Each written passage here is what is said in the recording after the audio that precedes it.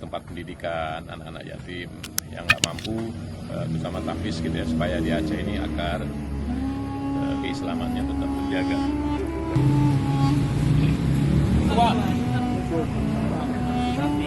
Sudarlun, Sekretaris Jenderal Dewan Perwakilan Rakyat Republik Indonesia, Dr. Indra Iskandar, mewakafkan tanah serta bangunan gedung untuk pengembangan bagi generasi tahfiz Quran di Kabupaten Pidi, Senin 27 Desember 2021.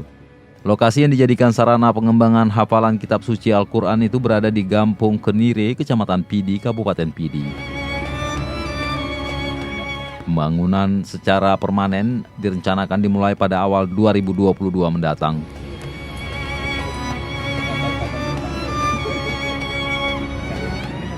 Menurut Indra Iskandar, pihaknya akan lebih memfokuskan penerimaan santri dari kalangan yatim piatu dan warga tidak mampu.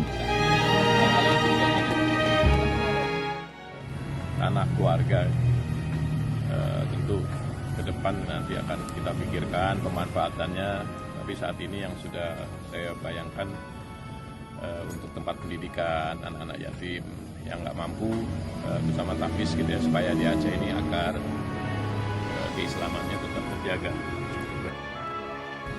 2000 lebih ya dalam catatan. Rencana action bangunannya, rencana fisiknya? Ini secara bertahap ini kami akan rencanakan dulu ya, seperti apa konsepnya nanti, mungkin dengan saudara-saudara kami yang ngerti pendidikan juga nanti kita harus bicara gitu ya, supaya ini yang benar-benar punya manfaat. Dari Pidi, Idris Ismail, Serambion TV.